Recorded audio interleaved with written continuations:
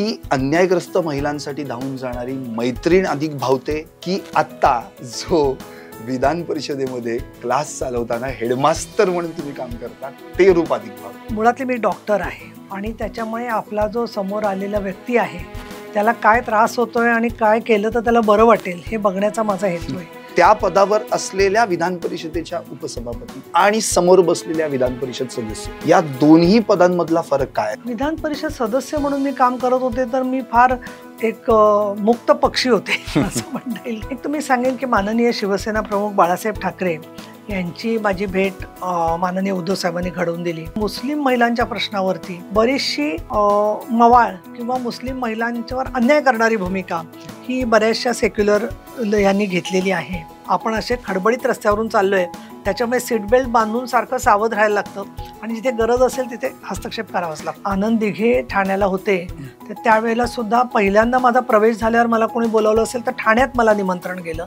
आणि ठाण्यात टेंबी नाक्याला स्वतः दिघे साहेब गाडी घेऊन आले होते की सगळ्यांनी आता वारं ओळखलेलं आहे की महिला मतदारांना नाराज करून आपली सत्ता टिकवता येणार नाही. त्यामुळे लाडक्या बहिणींनी जो चमत्कार आत्ताच्या निवडणुकीमध्ये दाखवला याचेच रडू आले की जमले न मला रडणेही, याचेच रडू आले की जमले न मला रडणेही, मी रंग तुझ्या स्वप्नांचे अश्रुत मिसळले. त्यामुळे शिवसैनिकांची जी स्वप्न होती ती स्वप्न घेऊन प्रत्येक ठिकाणी मी संघर्ष केला आणि त्याच्यामध्ये पटले न जगाशी माझे, साऱ्यांना नडलो आहे, मजलाच अचंबा आहे, मी कैसा घडलो आहे. नमस्कार, मी संदीप चव्हाण आणि आपण पाहत आहे टॉप न्यूज मराठी. सध्या सर्वत्र दुर्गा, आदिशक्ती आणि या आदिमायेचा जागर सुरू आहे. दुर्गेची 9 रूप जिचं पूजन या 9 दिवसांमध्ये घडतंय आणि त्यामुळे सगळीकडे अतिशय उत्तमाचं वातावरण, भक्तिमय वातावरण पसरलेलं आहे. आणि ही दुर्गेची 9 रूप म्हणजे शैलपुत्री, ब्रह्मचारिणी, चंद्रघंटा, कुष्मांडा, स्कंदमणा, कात्यायनी, कालरात्री, महागौरी आणि सिद्धिदात्री. आता या सगळ्यांच्या प्रत्येक रूपातलं एक एक रूप आजच्या आधुनिक युगातल्या नवदुर्गांनी धारण केलं आणि म्हणूनच त्या विविध क्षेत्रांमध्ये आज उत्तमरित्या आघाडीवर आहेत. मग त्यामध्ये वैद्यकीय, सामाजिक, राजकीय, सांस्कृतिक, शैक्षणिक आदी विविध क्षेत्र. अशाच क्षेत्रातलं एक उज्ज्वल नाव ज्यांच्या सामाजिक राजकीय कर्तृत्वाची जीवनयात्रा आपण सर्वांनी अगदी जवळून पाहिली आहे. खरं तर त्यांच्या बाबतीत म्हणायचं म्हटलं तर अन्यायग्रस्त महिलांसाठी धावून जाणारी त्यांची अगदी जवळची जिवलग मैत्रीण, शिवसेनेच्या खंद्या शिलेदार. इतकंच नव्हे तर त्याच पक्षाच्या विधान परिषद सदस्य आणि महाराष्ट्र राज्य विधिमंडळाच्या इतिहासात, आजवरच्या इतिहासात पहिल्यांदाच बनलेल्या पहिल्या महिला विधान परिषद उपसभापती अर्थात डॉक्टर नीलमताई गोरे. आणि आज त्याच आपल्या स्टुडिओमध्ये आलेल्या आहेत.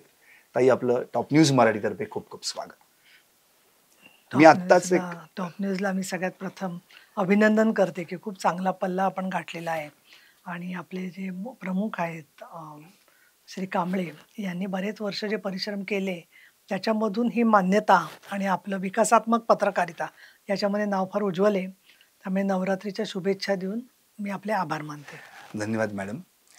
खरं म्हणजे स्त्रिया आणि तुमचं म्हणजे अन्यायग्रस्त स्त्रिया आणि तुमचं नातं हे काल परवाचं नाही, अगदी वर्षानुवर्ष आहे. जवळपास आता त्याला 4 दशकं लोटली. 40 वर्षांपासून स्त्री आधार केंद्राच्या माध्यमातून तुम्ही त्यांच्याशी संलग्नित आहात. तर ती अन्यायग्रस्त महिलांसाठी धावून जाणारी मैत्रीण अधिक भावते की आत्ता जो विधान परिषदेमध्ये क्लास चालवताना हेडमास्टर म्हणून तुम्ही काम करता ते रूप अधिक भावतं? मला असं वाटतं दोन्ही जी तुम्ही एक प्रतिमा समोर मांडली आहे, मुळातली मी डॉक्टर आहे आणि त्याच्यामुळे आपला जो समोर आलेला व्यक्ती आहे त्याला काय त्रास होतोय आणि काय केलं तर त्याला बरं वाटेल हे बघण्याचा माझा हेतू आहे.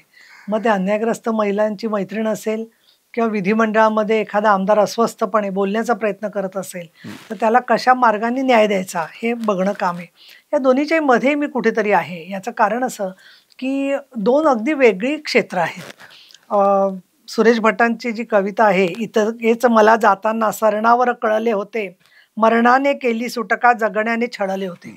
अशा परिस्थितीत असणाऱ्या महिला ज्यांच्यावरती अत्याचार झालेले आहेत, त्या बळी झालेल्या आहेत, मरणाच्या दारावर आहेत, काही जणींना तर त्याच्यामधून जीवघेणे आजार झालेले आहेत, अशा स्त्रियांना मदत करणं हेच एक आव्हानात्मक काम असतं. या स्त्रिया एका बाजूला आणि दुसरीकडे गरजा महाराष्ट्र माझा म्हणणारा प्रत्येक आमदार विधान परिषदेत, विधानसभेमध्ये ज्याला न्याय द्यायचा आहे सगळ्यांना, आणि ते पण बराच मोठा संघर्ष करून तिथपर्यंत पोचलेले असतात.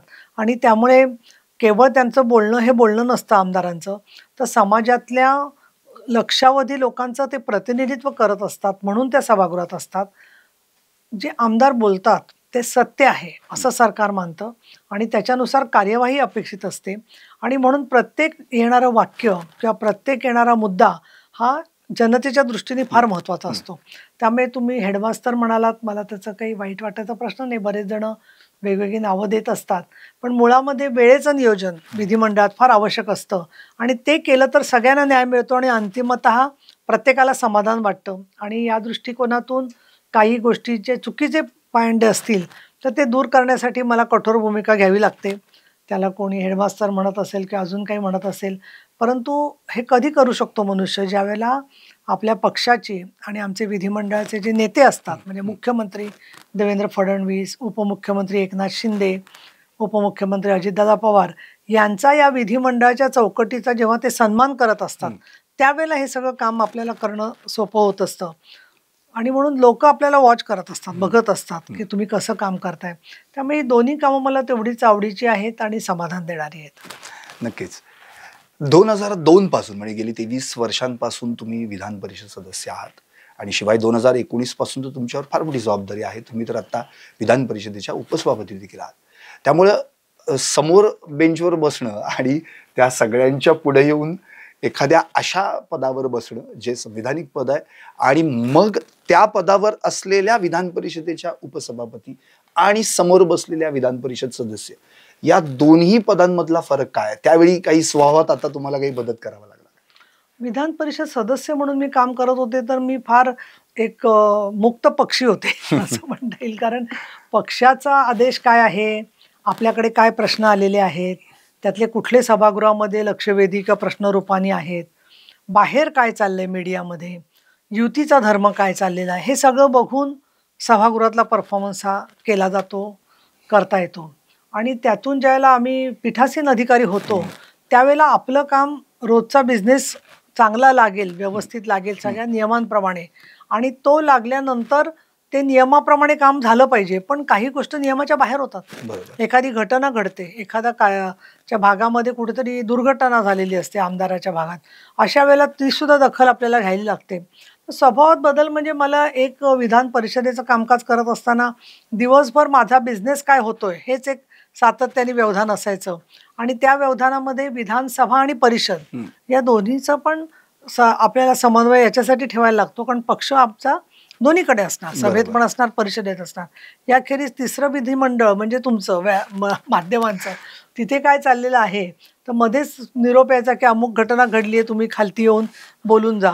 आता मी ते फार मिस करते, कारण मला असं खाली जाऊन पायरीवरती बोलणं योग्य नाही. कधीतरी क्वचित एखाद्या विषयावर बोलते मी. त्यामुळे स्वभावात बदल म्हणण्यापेक्षा पण मी प्रत्यक्षात उपसभापती होण्याच्या अगोदर रामराजे निंबाळकर जी होते सभापती, आणि तेव्हा आमच्या पक्षाने मला तालिका सभापती म्हणून बऱ्याच वेळा संधी दिली होती आणि त्यांनी पण वारंवार त्याबद्दलचं कामकाजाबद्दलचं समाधान व्यक्त केलं होतं. त्यामुळे साधारण वर्ष दीड वर्ष डावखरे साहेब आणखीन रामराजे निंबाळकर साहेब हे दोघंही जण ताईंना पाठवा असं म्हणायचे आणि त्यामुळे मला हळूहळू आत्मविश्वास आलेला होता. दुसरं महत्त्वाचं म्हणजे उपसभापती झाल्यावरती आपण पक्षपाती असू शकत नाही. जरी कोणाला वाटलं आम्ही पक्षपाती आहोत तरी डावीकडे आणि उजवीकडे न बघता समोर जे बसलेले आहेत सगळेजण त्यांच्याकडे एका समदृष्टीने पाहणं. अजून एक तुम्हाला सिक्रेट सांगते थोडंसं. बऱ्याच वेळा सभागृहात अशी कुजबूज होते की आपल्याला काही बोलायला देणार नाहीत ताई आता, किंवा कोणतरी म्हणतं झालं 5-6 लोक झालं, आपल्याला कधी संधी मिळणार. पण आमच्या सभागृहाची रचना अशी आहे की तिथे अगदी कुजबूज करून बोललं ना तरी पूर्ण आम्हाला ऐकू येतं आणि ते त्या आमदारांना माहिती नसतं की आम्ही ऐकलेलं आहे. आणि त्यामुळे ते ऐकून आम्ही नंतर मग त्याचा बरोबर परामर्श घेतो. एखाद्याला बोलायला पुढच्या दिवशी संधी मिळते किंवा एखाद्या प्रश्नाची बैठक घ्यायला सांगतो, जेणेकरून सगळ्यांना न्याय देत असताना. पण त्याचबरोबर सभागृहाच्या मध्ये शेवटी आपल्याला दबाव नाही येऊ द्यायचा. विशेषतः मुख्यमंत्री किंवा उपमुख्यमंत्री सभागृहात येतात अशा वेळेला एक त्याचं पण औचित्य असतं की त्यांचाही वेळ वाया जाता कामा नये. पण दुसरीकडे ते आलेत म्हटल्यावरती अनेक लोक बोलायला उभे राहतात की त्यांना त्यांच्याकडून आश्वासनं पाहिजे असतात. तर ह्या सगळ्याचा समतोल साधता येतो. आणि ज्या 2 वर्ष सभापतीचं पद रिक्त होतं आणि मीच दोन्ही कामं बघत होते, तर मला अभूतपूर्व अशा प्रकारचं सहकार्य मिळालं. खूप वादळी काळ झाला पण तरीसुद्धा त्याच्यामधून चांगल्या प्रकारे काम करता आलं आणि खूप प्रेम आणखी आदर मला सभासदांकडून मिळतो आजही. यालाच एक उपप्रश्न आहे, कारण की जेव्हा तुम्ही त्या पीठासीन अधिकारी या पदावर असता तेव्हा अख्खा महाराष्ट्र, म्हणजे आम्ही सगळे पाहत असतो, आम्ही तर आमचं कामच आहे पाहणे, पण महाराष्ट्र पण कुतूहलतेने की आता नीलमताई काय करणार आहेत, आता हे आमदार साहेब असे बोलतायत, आता ह्यांना काही थांबवणार का, घड्याळ दाखवणार का, तर ते असं काही दडपण असं काही जाणवतं का तुम्हाला? एक तर काय झालंय की खूप वर्ष राजकारणात असल्यामुळे थोडीफार समयसूचकता, दुसरं हिंदू हृदय सम्राट शिवसेना प्रमुख बाळासाहेब ठाकरे यांच्या स्वभावातून आम्ही काही गोष्टी अशा शिकलो थोडंसं, की एखाद्या गोष्टीला गंभीर, अतिगंभीर, प्रचंड गंभीर आणि नितांत गंभीर असं करत सुटण्यापेक्षा आणि सगळं वातावरण कडवट करण्यापेक्षा त्याला एक आपण जर का विनोदाचं कलाटणी थोडीशी दिली की ज्याच्यामुळे भावना न दुखावता आपल्याला त्यातून मार्ग काढता येईल, तर ते एक चांगलं असतं. दुसरं किती वेळाने बोलू देणार ह्याच्यासाठी त्यांची वाट बघत असतात की कधीतरी ताई आता थांबवणार आपल्याला. तर मी वेळेचं नियोजन आधीच करून घेते की बाबा जे लोक 10 मिनटं बोलायला तयार आहेत, 10 मिनटात त्यांचं आटपेल, त्यांना मी आधी संधी देते बऱ्याच वेळेला. त्याचा एक फायदा होतो की 25-30 सभासदांपैकी 18-19 जणांचं भाषणं होऊन जातात. नाही तर ती माणसं ते आमदार शेवटपर्यंत वाट बघत असतात, 8 वाजतात, 8:30 वाजतात आणि मग शेवटी 10 मिनिटाच्या ऐवजी त्यांना 2 मिनिटं किंवा 5 मिनिटं मिळतात. काही वेळेला तर काही लोक म्हणतात आम्हाला 3च मिनिटं बोलायचे, अशांना मी पहिल्यांदा बोलून देते. तिथे मग मी क्रमाचं बघत नाही. त्याचा एक फायदाही होतो की जो सदस्य मुळात 10 मिनिटं बोलायची त्याला प्रश्नच नाही आहे, त्याला त्यांच्या मतदारसंघापुरतं बोलायचं आहे.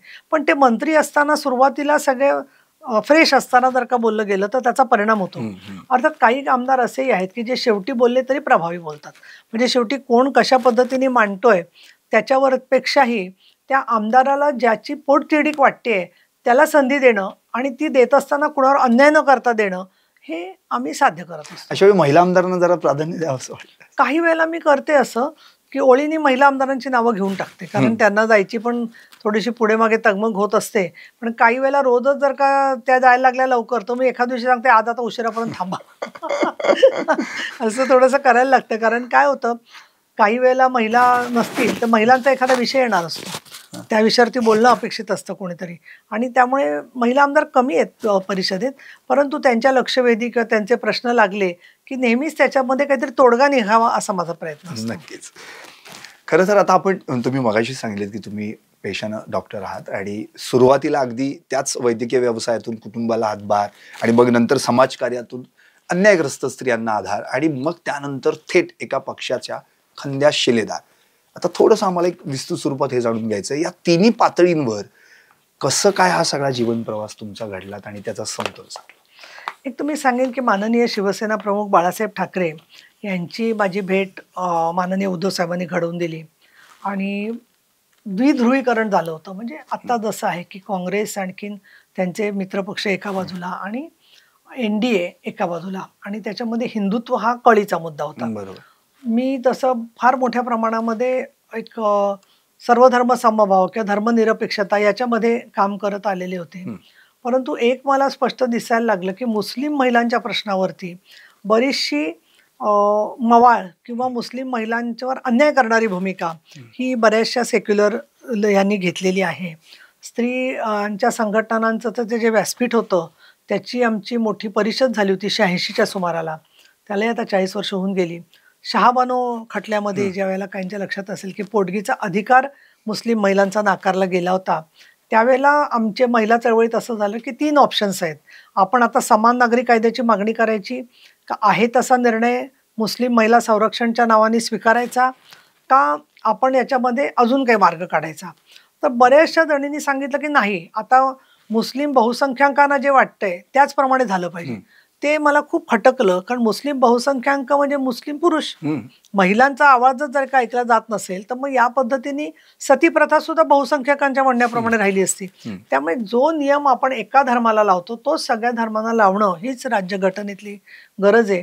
आणि या सगळ्या मुद्द्यांच्या वरती मला शिवसेनेचं जे हिंदुत्व होतं, मराठीचा जो आग्रह होता, त्यांनी मला हेही सांगितलं माननीय बाळासाहेबांनी, की आम्ही महिला धोरणाच्या बाजूनी आहोत.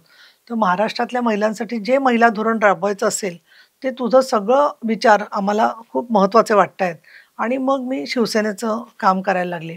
सुरुवातीला 4 वर्ष बऱ्याच जणांना वाटतं, की मी गेले की लगेच विधान परिषदेत गेले. तसं नाहीये. 98 ते 2002 पर्यंत मी पश्चिम महाराष्ट्राची संपर्क प्रमुख. पहिले तर 6 महिने वर्ष मी फक्त निमंत्रित म्हणूनच कार्यक्रमांना जात होते. त्याच्यानंतर मग एका केंद्रीय कमिटीवरती माझी निवड झाली फॉरेस्टच्या संदर्भातली, आणि सुरेश प्रभू तेव्हा वनमंत्री होते, आणि तेव्हा फॉरेस्टमध्ये महिलांचं काय स्थान आहे, कशा पद्धतीने स्त्रियांची भूमिका ठरू शकते, असं एक SOPs ठरवायचे होते. आणि खूप छान झाली ती. त्याच्यात बऱ्याच जणी त्या क्षेत्रातल्या होत्या. निर्मला बुच होत्या, गांधी मॅडम होत्या, त्याच्यानंतर वेगवेगळ्या चिपको आंदोलनातल्या महिला होत्या, मीरा शिवा होती. आणि त्याचा आम्ही रिपोर्ट दिला. आणि मग नंतर 2001च्या सुमाराला मला पश्चिम महाराष्ट्राची महिला संपर्क प्रमुख म्हणून जबाबदारी मिळाली. खरं तर मी त्याच्या आधी यशवंतराव चव्हाण प्रतिष्ठानमध्ये महाराष्ट्र महिला व्यासपीठाची कार्यकर्ती म्हणजे निमंत्रक म्हणून, मुख्य म्हणून काम करत होते. त्याआधी सुद्धा मी राज्यस्तरावरचीच कामं केली होती. पण मी ते पद स्वीकारलं आणि 2002 मध्ये मला विधान परिषदेत आमदार म्हणून काम करायला मिळालं. त्याच्यामध्ये मी सांगेन की आमचे जे नेते असतात पक्षाचे, त्यांच्याबरोबर सन्मानाने आपण वागायचं. काही गोष्टी मनाविरुद्ध झाल्या तरी त्या स्वीकारायच्या. काही मुद्द्यांवरती काही स्थानिक नेत्यांना, म्हणजे फक्त पुण्याच्या नव्हे, महाराष्ट्रातल्या चाइल्ड राईट्स आहेत किंवा अल्पवयीन मुलींना वेश्याव्यवसायात नाही वापरता येणार, ह्याच्याबद्दल त्यांना थोड्याशा ह्या होत्या, शंका होत्या. म्हणजे प्रत्येक वेळेला चाइल्ड रेपची केस झाली की ते येऊन त्याच्यामध्ये गोंधळ व्हायचा. बलात्काराच्या केसमध्ये स्वतः पक्षाचे प्रमुख नेते येऊन पीडितांच्या बाजूने उभे राहतात, ताई जातात, मग पक्ष सगळा तिथे होतो. हे कसं काय? सगळे साखर कारखान्याचं उद्घाटन आहे का? ते काय कुठलं बँकेचं नवीन इमारतीचं नूतनीकरण आहे का? कसं काय पक्ष असा जातो? पण आज तुम्ही बघाल संदीपजी की 18-20 वर्षामध्ये असे पद्धतीने चक्र फिरलेलं आहे की आता घटना घडली की सगळ्या पक्षांचे नेते तिथे 2 दिवसात पोचतात. आणि ते चांगलं आहे. आणि तेव्हा माझ्या लक्षात आलं हळूहळू की जिथे कमी तिथे आम्ही, हे आम्ही काम केलं पाहिजे. आणि त्या कामाच्या बरोबर दुसरं मला सांगायला हवं की जे दंगलग्रस्त आहेत किंवा भूकंपग्रस्त आहेत, ह्या सगळ्या लोकांच्या बरोबर काम करत असताना स्वतः 24 पैकी 18 तास काम करायची आपली तयारी पाहिजे. दुसरं, शिवसैनिक जे आहेत ते आपली कवच कुंडलं आहेत. मग त्यांना जेव्हा काही अडचणी येतात त्यावेळेला शक्य तेवढं त्यांच्या कार्यक्रमांना जाणं. मग मला संपर्क प्रमुख म्हणून जबाबदारी पुण्याची मिळाली. त्यांच्यासाठी आंदोलनात सहभागी होणं, हे सगळ्यामध्ये मी काम करत गेले. आणि माझं वैधानिक काम जे होतं ते पक्षाला योग्य वाटत गेलं. प्रत्येक निवडणुकीमध्ये, मग ती पोटनिवडणूक असेल, त्याच्यामध्ये माझ्यावर जबाबदाऱ्या असायच्या. 30-30 दिवस 35 दिवस आम्ही जाऊन तिथे राहत होतो आणि प्रचार कार्य करत होतो. मग ते दर्यापूर असेल किंवा कणकवली असेल किंवा प्रत्येक ठिकाणी या कामांच्या बरोबर सगळ्या दौऱ्यांच्या तयारीमध्ये एक काय आपण म्हणू कार्यकर्ता असल्यासारखं सहभागी होणं, ही सगळी कामं मी करत असताना मग मला 2004 मध्ये उपनेता म्हणून पहिली जबाबदारी मिळाली. उपनेता झाले मी, चांगलं झालं. पण 2004 गेलं, 2014 गेलं, 2016 गेलं. वारू सोनवणेंच्या कवितेतल्या 4 ओळी आहे.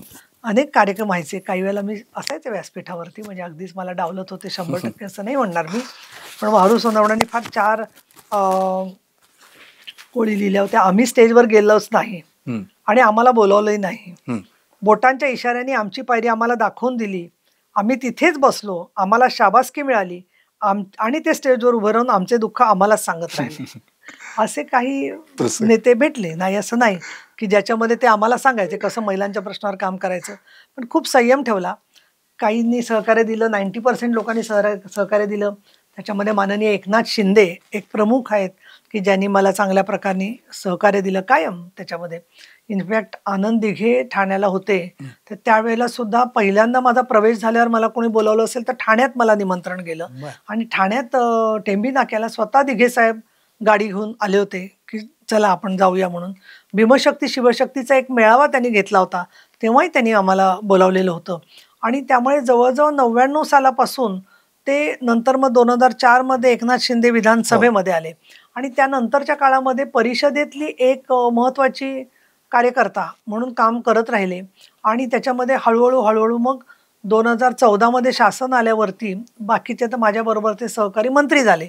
पण मग मला स्थानिक स्वराज्य एक विशेष हक्क समितीचं प्रमुख पद मिळालं. त्याच्यानंतर प्रतोद केलं पक्षाने. मग प्रतोद झाल्यावरती नेमकं कॉमनवेल्थ आणखीन आमच्या लोकसभेच्या पार्लमेंटरी कमिटीने सांगितलं होतं की प्रतोदांना दर्जा द्या. तर ते योगायोग म्हणा किंवा नशीब म्हणा किंवा माझ्यासाठी कोणी टेलरमेड केलं की नाही ते काळ सांगेल. ते प्रतोदांना लगेचच मंत्रिपदाचा दर्जा मिळाला.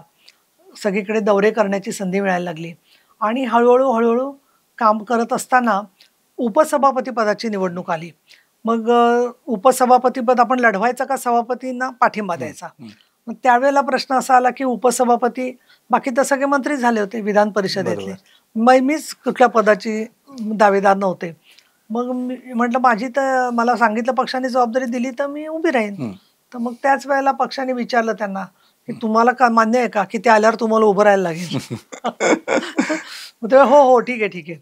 मग प्रत्यक्षात मी हे उमेदवारी भरल्यानंतर भरायच्या आधीच निरोप आला तिकडून देवेंद्रजींकडून की आपण त्यांना उपसभापती म्हणून करू आणि आत्ताही रामराजे साहेबांची निवडणूक होऊन जाऊ दे बिनविरोध आणि मग आपण ते उपसभापती करू. त्या आश्वासनानंतर जो 1 वर्षांनी मी झाले.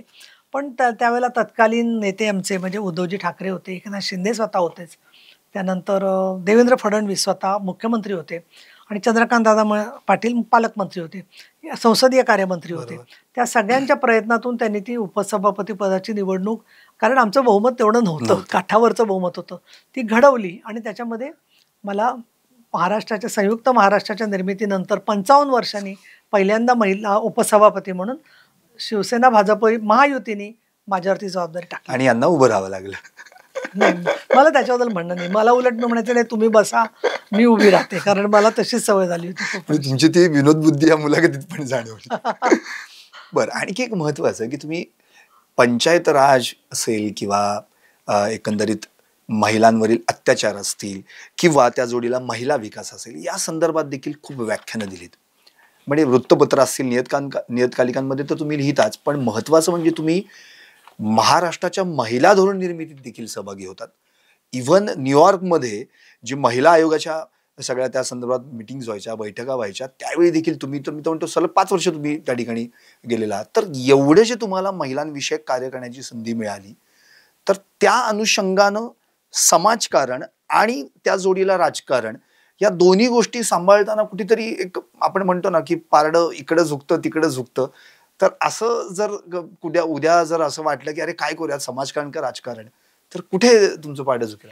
नाही, मी समाजकारणामध्ये 98च्या आधी खूप वर्ष काम केलेलं होतं. म्हणजे मी दलित चळवळीत काम करत होते, पण 91 ते 98 या काळामध्ये पक्षांमध्ये होते वेगवेगळ्या, पण पक्षीय कामापेक्षा जास्त समाजकारण.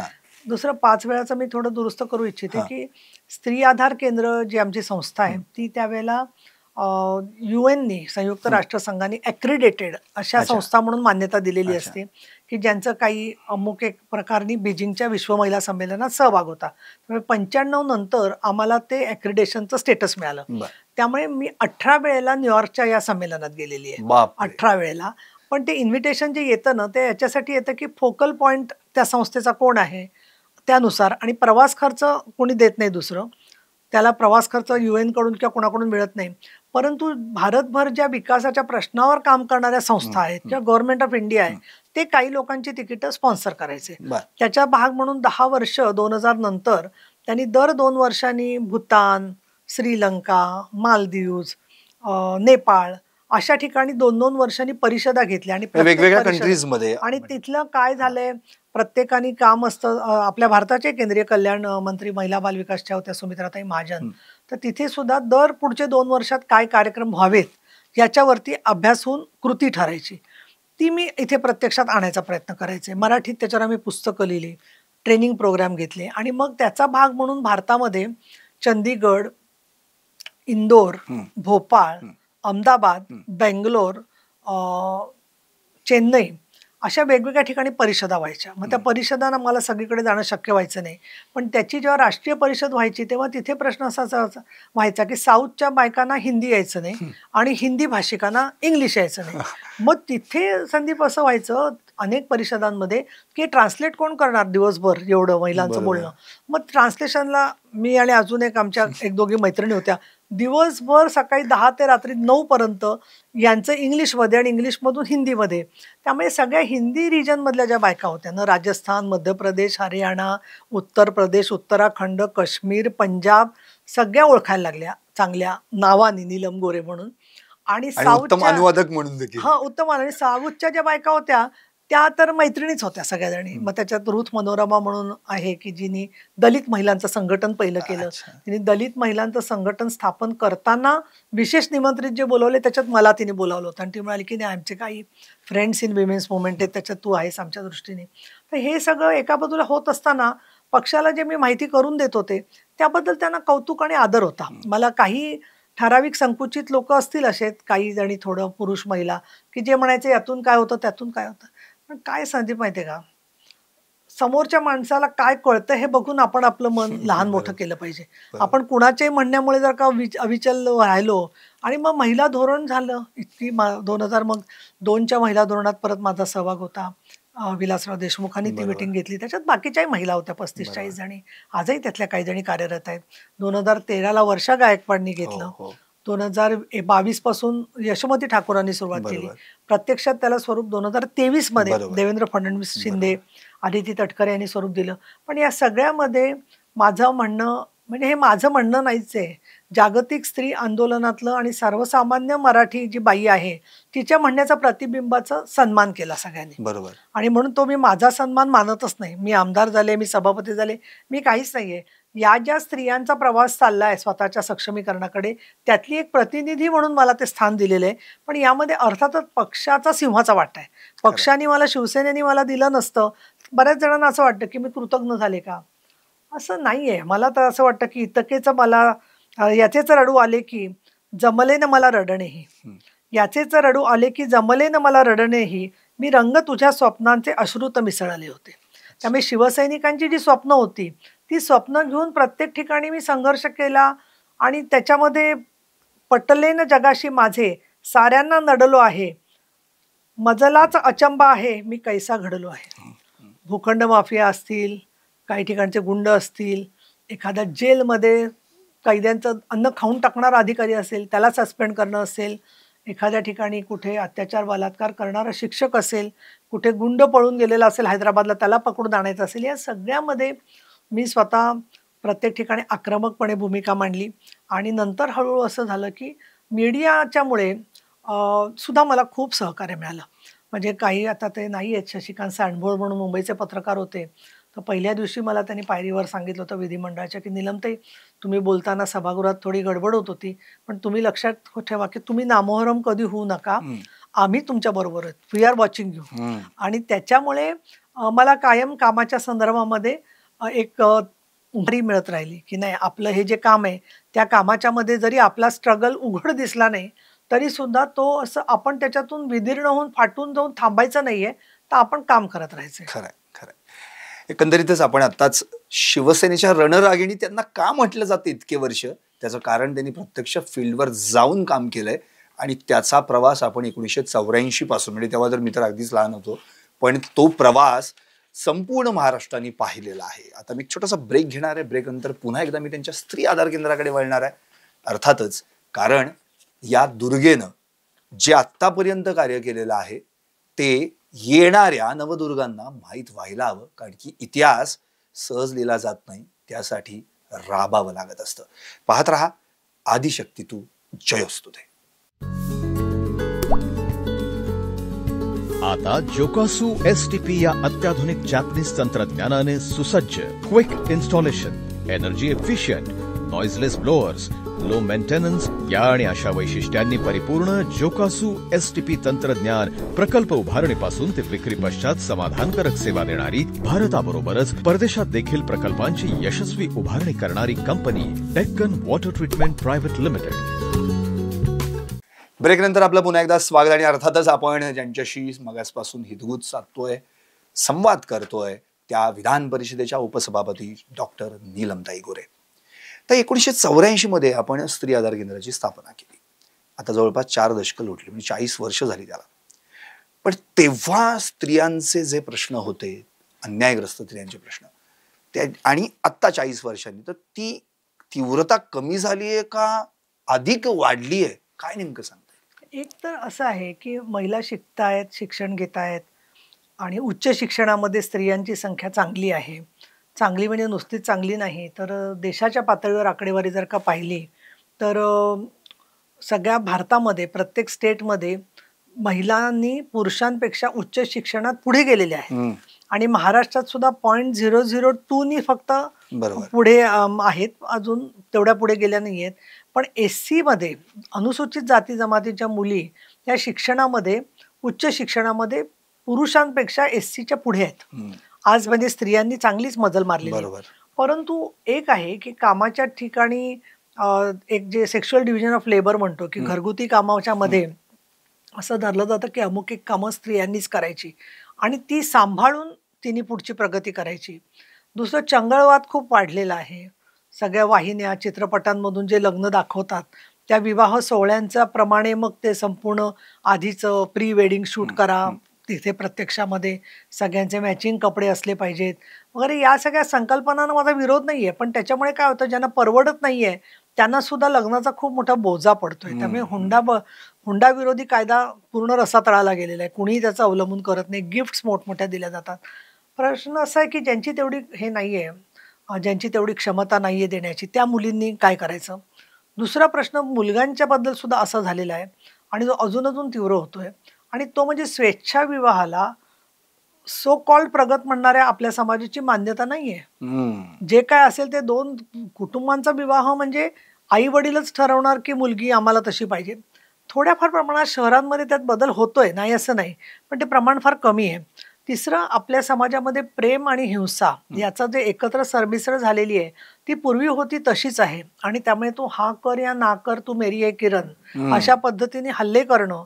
आज सुद्धा आपण बघतो की ते नालासोपाऱ्याला लोखंडी कांब्याने त्या मुलीला मारून टाकलं तर लोक फक्त बघत राहिले होते. अशा घटना सातत्याने घडतायत आणि मग त्याच्यामुळे हिंसेचं भीती मुलींच्या मनात मोठ्या प्रमाणात जशी येते तसं मुलींचं आकाश व्यापक झालेलं आहे. त्यांच्या स्त्री पुरुष संबंधांबद्दलच्या संकल्पना बदलत चालल्या आहेत. त्यांना बरोबरीचा साथीदार पाहिजे, शरीराचा मालक नको आहे, स्वामी नको आहे. त्याचबरोबर त्यांच्या सुद्धा अपेक्षा आहेत की कुटुंबाच्या बद्दलच्या.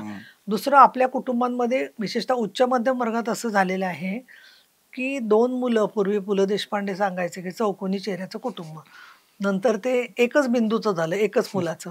आणि त्याचं असं झालं की मुलगा आणि मुलगी दोघांचे आई वडिलांचे एकच तेच अपत्य आहे. मग अशाला ह्या 4 आजारी लोकांची जबाबदारी या दोघांवर येऊन पडते. मग काही जण त्यातून पूर्ण मुक्त तरी होऊन जातात, किंवा काही जण चौघांची जबाबदारी घेतात, पण त्याचा कुठलाही नियम किंवा सामाजिक संकेत नाहीये. आणि त्यामुळे ज्येष्ठ नागरिकांची परिस्थिती पण फार गंभीर होत चाललेली आहे या सगळ्यामध्ये. आणि गरीब लोक जे आहेत, सामान्य मुली जे आहेत, तिथे त्यांना ऑनर किलिंगचा प्रश्न तयार होतोय, सैराटमध्ये जसं दाखवलेलं तशा प्रकारे. आणि त्यामुळे परिस्थितीमधली पुरुष प्रधानता आणि हिंसाचार याचं स्वरूप बदललेलं आहे. पण तंत्रज्ञानाचा एक फायदा पण आहे की दोषसिद्धीचं प्रमाण पूर्वी जे 4% होतं 2008-9 मध्ये, ते आता जवळजवळ 24-25% पोहोचलेलं आहे महाराष्ट्रामध्ये. अजूनही काही शहरांच्या मध्ये 80-90% नाहीये, पण सरासरी काढली तर 24 ते 40% दोषसिद्धी होतीये. आणि भारतामध्ये सगळीकडे या दृष्टीने प्रयत्न चाललेले आहेत की तंत्रज्ञानाचा, आणि CCTNS म्हणून एक सिस्टीम आहे, त्याच्यामुळे हे सगळं ट्रॅकिंग त्यांचं होतं. BNS सुरू झालेलं आहे, भारतीय दंड संहिता, की ज्याच्यामुळे 1 महिन्याच्या आत चार्जशीट गेली पाहिजे. महिलांचे आणि बालिकांच्या वरचे अत्याचाराचे गुन्हे याच्यावरून समरी करून काढून टाकता येणार नाहीत. पीडित मुलीला कळलं पाहिजे की आपलं केस कुठपर्यंत आलेली आहे. या सगळ्या सुधारणा आता हळूहळू होत आहेत. पण तरी सुद्धा लोक उदासीन होत आहेत की बाबा आम्ही याच्यात लक्ष घालायचं की नाही. आज आपण बघतो कोयता गँग किंवा असे विषय सातत्याने घडताना दिसत आहेत. त्यामुळे परिस्थिती 4 दशकांच्या मध्ये पाहिलं तर मी असं म्हणेन की पहिल्या दशकामध्ये स्त्रीचा अत्याचार नावाचा प्रश्न आहे याची ओळख समाजाने स्वतः करून घेतली, नाही तर समाजाची तयारीच नव्हती. ते सगळं परदेशात घडतं, आपल्याकडे काही घडतच नाही असं म्हणून पवित्रा होता सगळा. नंतरच्या काळामध्ये आर्थिक सक्षमीकरणाकडे आपण जास्त वळलो, बचत गट, त्यातून स्त्रिया निर्भर होणं. त्या स्त्रियांनी दाखवून दिलं की 99% स्त्रिया परतफेड करतायत, त्यामुळे त्यांची विश्वासार्हता वाढली. त्यानंतर गेम चेंजर खरं आलं जागतिकीकरण 2000 नंतर, आणि त्याच्यामुळे माध्यमांचं जागतिकीकरण झालं, डिजिटलायझेशन झालं, वेळ सगळा फ्लेक्झिबल झाला. त्याच्यामुळे पर्यटन, बँकिंग, त्याच्यानंतर विज्ञान, मेडिकल, एज्युकेशन, माध्यमं, याच्यामध्ये स्त्रियांची संख्या मोठ्या प्रमाणात वाढायला लागली. आणि फ्लेक्झी वेळ असल्यामुळे स्त्रिया अधिकाधिक पुढे जायला लागल्या. पण हे जरी सगळं झालं असलं तरी सुद्धा मनाची चौकट जेंडर इक्वॅलिटीच्या दृष्टीने बदलली नाही, कारण जाणीवपूर्वक प्रयत्न कमी पडत आहेत. पण 2015ला परत एक अजून मोठा माइलस्टोन आला, आणि तो म्हणजे सस्टेनेबल डेव्हलपमेंट गोल्स, जे जगामध्ये सगळीकडे सहस्त्रकाची मूल्य म्हणून बघितली जात होती, आणि ती फक्त आकड्यावर होती की कुपोषण किती कमी झालं, माता मृत्यू कमी झाला. पण हे शाश्वत विकास उद्दिष्ट जी 17 आली, त्याच्यात एक 5वं जे उद्दिष्ट आहे ते आहे जेंडर इक्वॅलिटी. आणि त्यामुळे काय झालं, एक मोठा फोर्स, पाणी कुंठित असेल जर का एखाद्या ठिकाणचं, त्याच याच्यात साचलेलं असेल तर एखादं मोठं घडाभर पाणी ओतल्यावर जसं सगळं ग्लोबल वॉर्मिंगचा विषय, पर्यावरणाचा विषय, कोलच्या वापराचा विषय, हे सगळे पुढे यायला लागले. आणि त्याच्यामधून आता बघा, आता हायड्रोजन कार्स किंवा ई कार्स की ज्याच्यामधून हवेचं शुद्धीकरण होऊ शकतं, जगच मुळे एका वेगळ्या टप्प्यावर आलं. आणि तंत्रज्ञानाचा उपयोग होत असताना समाज माध्यम हे फार मोठं माध्यम झालं. मग मी टू सारख्या चळवळी आल्या की ज्याच्यावर चांगली वाईट खूप चर्चा झाली, पण त्याच्यामुळे जे असे लोक होते स्वापदासारखे झडप घालणारे, ते थोडे मागे हटायला लागले की आपण जर का काही तसंच वागलो तर सापडू. त्या सापडायच्या भीतीने कुठेतरी मागे सरकायला लागले. आणि आज स्त्रिया ज्या पद्धतीने नेतृत्व करतायत ते इंडस्ट्रीमध्ये फक्त 10% ठिकाणी स्त्रिया आहेत. आणि या सगळ्यामध्ये महिला आरक्षणाचं विधेयक आलं की ते फाडून टाका, पळून जाते विधेयक घेऊन, ते आता कम्प्युटरवरतीच येऊन पास होऊन मंजूर पण झालं. म्हणजे पंतप्रधान नरेंद्र मोदींनी ज्या दिवशी गणेश उत्सवाच्या दिवशी जाहीर केलं की आम्ही आता हे विधेयक आणतोय, त्यावेळेला कानावरती विश्वास बसेना की खरंच हे होणार आहे का म्हणून. आणि विशेष म्हणजे राज्यसभेमध्ये एकही पक्षाने विरोध न करता ते मंजूर झालं. त्याचं कारण काय की सगळ्यांनी आता वारं ओळखलेलं आहे की महिला मतदारांना नाराज करून आपली सत्ता टिकवता येणार नाही. त्यामुळे लाडक्या बहिणींनी जो चमत्कार आत्ताच्या निवडणुकीमध्ये दाखवला, त्याच्यामुळे लाडक्या बहिणींच्या बरोबर त्यांच्या पतिराजांनी पण काही ठिकाणी मतदान केलं. मग शेतकरी आणि यांना जी मदत केली, युवकांना मदत केली, त्याचाही परिणाम झाला. महिलांचा मतदानातला टक्का वाढला. आणि त्याचबरोबर तंत्रज्ञानाचा उपयोग करून स्त्रिया वेगाने सगळीकडे नेतृत्व करायला लागल्या.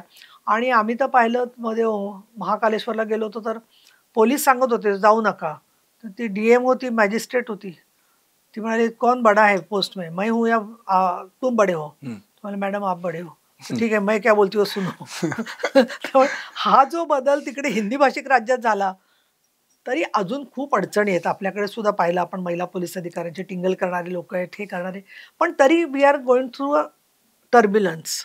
आपण असे खडबडीत रस्त्यावरून चाललोय, त्याच्यामुळे सीट बेल्ट बांधून सारखं सावध राहायला लागतं, आणि जिथे गरज असेल तिथे हस्तक्षेप करावाच लागतो. खरं आहे. म्हणजे मला हाच प्रश्न या ठिकाणी आता तुम्हाला विचारायचं वाटतं की जेव्हा तुम्ही एखाद्या पक्षाच्या प्रवक्त्या म्हणून काम करत होतात किंवा एखाद्या महिला आघाडीच्या अध्यक्ष म्हणून काम करत होतात, उपनेत्या म्हणून काम करत होतात, तेव्हा पक्षीय संघटनातलं पद आणि आत्ता प्रत्यक्ष वैधानिक पद, ज्याच्या तुमच्या एका निर्णयामुळे संपूर्ण महाराष्ट्रातल्या महिलांना आधार मिळू शकतो, तर जेव्हा असे प्रसंग घडतात, म्हणजे मध्येच आपण पुण्यातलं एक प्रकरण होतं हुंड्याचं, किंवा आता मध्येच तुम्ही नालासोपाऱ्याचं प्रकरण सांगितलं, त्यावेळी तर तुम्ही अक्षरशः थेट तुम्ही विचारच करत नाही, तुम्ही बिनधास्तपणे त्या विरोधात बोलता आणि सरळ सांगता की ते पोलिसांना लगेच सुमोटोच्या खाली हे करा ते करा, असं तुम्ही बिनधास्त सांगत असता.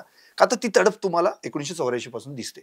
तर आता त्या दोन्ही गोष्टींचा जर आपण विचार केला, ती पक्षीय संघटनेतली पदं आणि हे पद, तर असं वाटतं की आता जास्त राईट्स आपल्याकडे आणि महिलांसाठी त्याचा वापर करता येईल. व्यापक प्रमाणात विचार करायचा झाला तर शेवटी पक्षाचे जे मुख्य नेते असतात, एकनाथ शिंदे आणि उपमुख्यमंत्री ते आहेत, ते आमच्या पक्षाचे नेते आहेत. त्यामुळे पक्षाचं कुठलं काम करायचं त्याचं तांत्रिकदृष्ट्या त्यांनाच अधिकार असतो, कारण शेवटी आमच्या याच्यावरती जो धनुष्यबाण आहे ते किंवा ते तिकीट पक्षाने दिलेलं असतं. परंतु इथे वैधानिक अधिकार मिळतात. त्यावेळेला मी एक उदाहरण देईन की 19 साली आणि आता सुद्धा 23 मध्ये आम्ही एक असा बिझनेस ॲडवायझरीमध्ये निर्णय घेतला, आणि त्याच्यात विरोधी पक्षही सहभागी होता. सरकार आणि विरोधी पक्ष म्हणून असं ठरलं की महिला सक्षमीकरणासाठी म्हणून आपण 2 दिवस सभागृहात चर्चा घडवायची, आणि त्याच्यात आलेले निष्कर्ष आहेत त्याच्यावरती सरकार उत्तर देईल. आणि 2019ला जे मुद्दे आले ते 2023च्या महिला धोरणामध्ये जाऊ शकले, आणि आता 2023 मध्ये जे सगळं केलं त्याच्यानंतर महिला धोरण प्रत्यक्षात जाहीर झालं. हे मी पीठासीन अधिकारी म्हणून पत्र देते, आमच्या विधिमंडळाच्या सचिवांना देते, मुख्यमंत्र्यांना देते, विरोधी पक्षालाही पत्र देते, विधानसभा अध्यक्षांना पत्र देते. आणि मला इथे अगदी मनापासून सांगायला पाहिजे की एकनाथ शिंदे आहेत, फडणवीस साहेब आहेत, अजितदादा आहेत, तिघांनी अगदी एक कण सुद्धा त्याच्यामध्ये हे न करता, मागे पुढे न बघता, म्हणजे यावेळेला तसं झालं की मराठी साहित्य संमेलनाला मी दिल्लीत होते, त्यामुळे BSc मला ऑनलाईन अटेंड करायला लागत होती. पण फडणवीस साहेबांनी सांगितलं काय हरकत नाही, नीलमताई तुम्ही BSc ला नसलात तरी चालेल, आम्ही तो महिला सक्षमीकरणाचा ठराव घेतो. आणि त्यांनी ते घेतलं. त्याच्यामुळे आज महत्व मिळतंय, ते पक्षात मी आहे म्हणून हे महत्व आहे. त्यामुळे पक्ष की विधान परिषद उपसभापती हा प्रश्न नाहीये.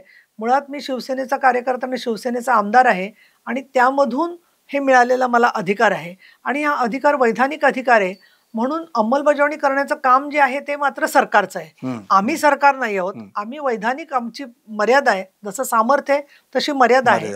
आणि त्याच्यामुळे जेव्हा आम्ही अधिकाऱ्यांना सांगतो तेव्हा कायद्यात काय बसेल याचा विचार करून सांगतो.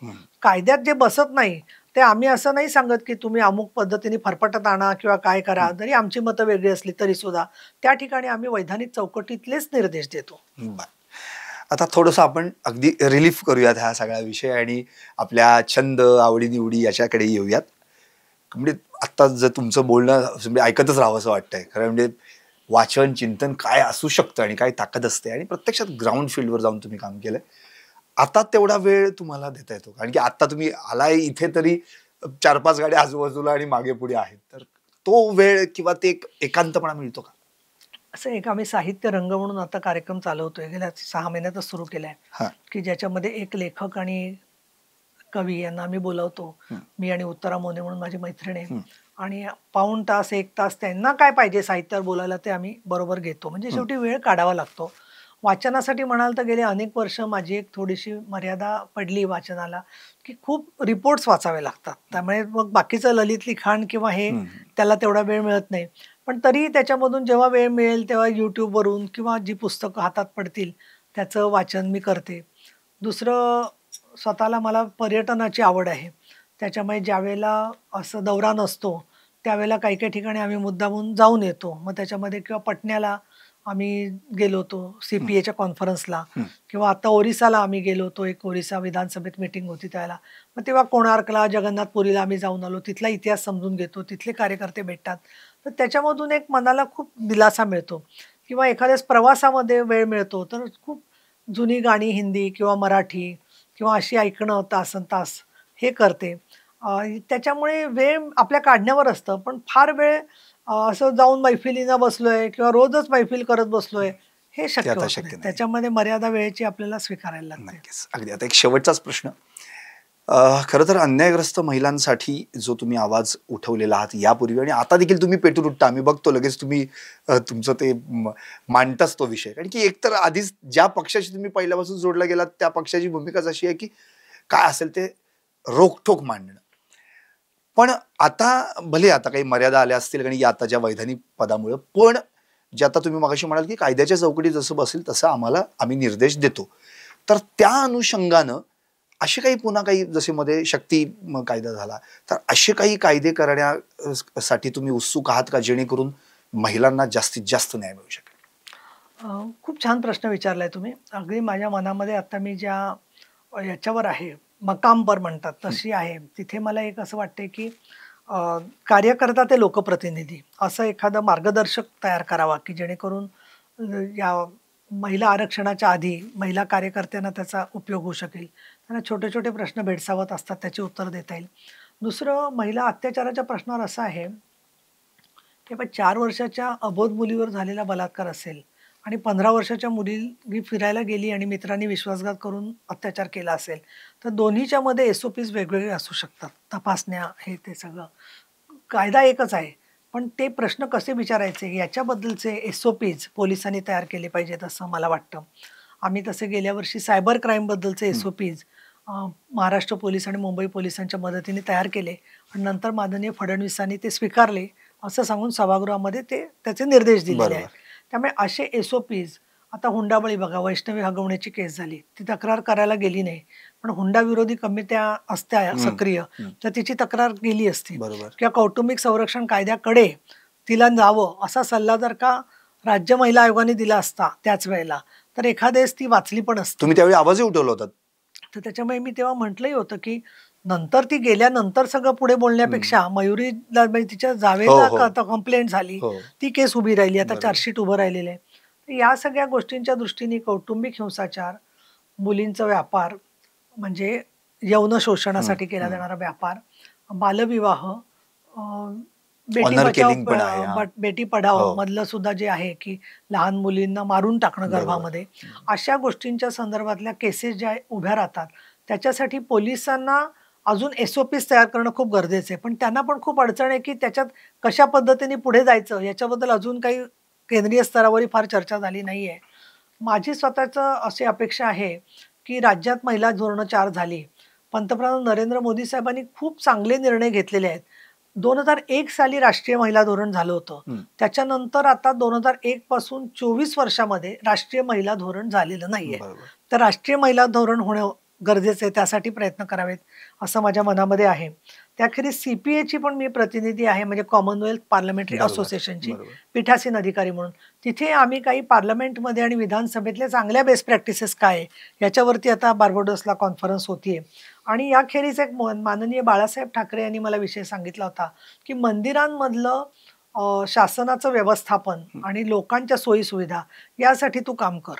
त्या दृष्टीने मी पंढरपूरमध्ये त्यांना पैसे मिळवून दिले, त्याच्यामध्ये बऱ्याच सुधारणा केल्या, खंडोबाच्यासाठी केल्या, पायऱ्यांच्या इथे रेलिंग नीट असावी पासून अनेक सूचना दिल्या, अष्टविनायकासाठी निधी दिला, चांदवडला रेणुकेच्या इथे मी स्वतः माझ्या आमदार निधीतून 15 लाख रुपये दिले, तिथे महिलांसाठी सभागृह बाक वगैरे बांधली.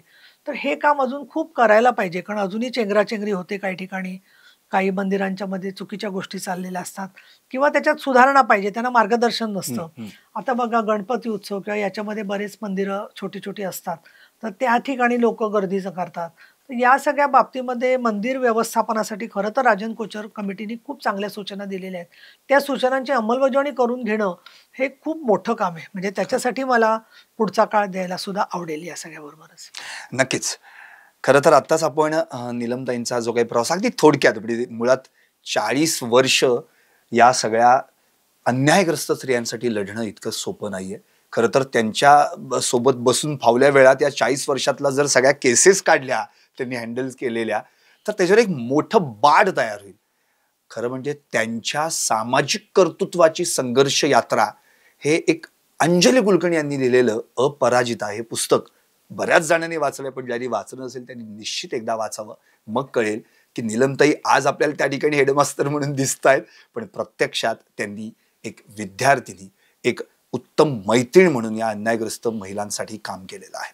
आता आपण त्यांच्या सगळ्या बोलण्यातून काही कविता पण त्यांनी वाचून दाखवल्या, त्यामुळे या सुंदर मुलाखतीचा शेवट मी देखील एका सुंदर कवितेच्या ओळीतून करणार आहे. ऋण पूर्वजांचे, स्वतःच्या प्राक्तनांचे, ऋण प्रेमाचे, सहकार्यांच्या नात्यांचे, ऋण आईचे, प्रेमाच्या शक्तीचे, ऋण लोकांचे, अदृश्य अर्थातच त्यांच्या सदिच्छांचे, ऋण देवाचे, अथांग शक्तीचे, ऋण स्पर्शाचे, फुलांच्या भेटीचे, ऋण नात्यांचे, अर्थातच अबोल मायेचे, ऋण तुमचे, स्नेहाच्या खात्रीचे, ऋण जन्मांचे, वेड्या स्वप्नांचे, पण ऋण तुमचे सोबत असण्याचे. अर्थात ही जी कविता मी गायली आहे, या कवितेची कवयित्री कोण आहे हे मी आता वेगळं सांगायची गरज नाही, त्या स्वतः दस्तूरखुद्द तुमच्या समोर उपस्थित आहेत डॉक्टर नीलमताई गोरे. ताई, खूप खूप आनंद आणि खूप खूप आभार तुमचे. तुम्ही या ठिकाणी आलात, आमच्याशी अगदी मनमोकळेपणानं संवाद साधलात, एवढ्या व्यस्त वेळात आमच्यासाठी वेळ काढलात. पण खरं तर तुमचा आदर्श, तुमचं कार्य या आधुनिक युगातल्या नवदुर्गांनी लक्षात घ्यायला हवं आणि त्यानुसार मार्गक्रमण करायला हवं. तर आणि तरच या कार्यक्रमाचं फलित होईल असंच मला वाटतं. अर्थात अशा अनेक नवदुर्गा आपल्याला या स्टुडिओच्या माध्यमातून भेटणार आहेत आणि तुमच्याशी संवाद साधणार आहेत, कारण कार्यक्रमाचं नावच आहे आधुनिक युगातील नवदुर्गा आदिशक्ती तू जयोस्तुते. पाहत रहा टॉप न्यूज मराठी, आपला महाराष्ट्र आपली बातमी. आता जोकासू एसटीपी या अत्याधुनिक जॅपनीज तंत्रज्ञानाने सुसज्ज quick installation, energy efficient, noiseless blowers, low maintenance या आणि अशा वैशिष्ट्यांनी परिपूर्ण जोकासू एसटीपी तंत्रज्ञान प्रकल्प उभारणीपासून ते विक्री पश्चात समाधानकारक सेवा देणारी, भारताबरोबरच परदेशात देखील प्रकल्पांची यशस्वी उभारणी करणारी company Deccan water treatment private limited.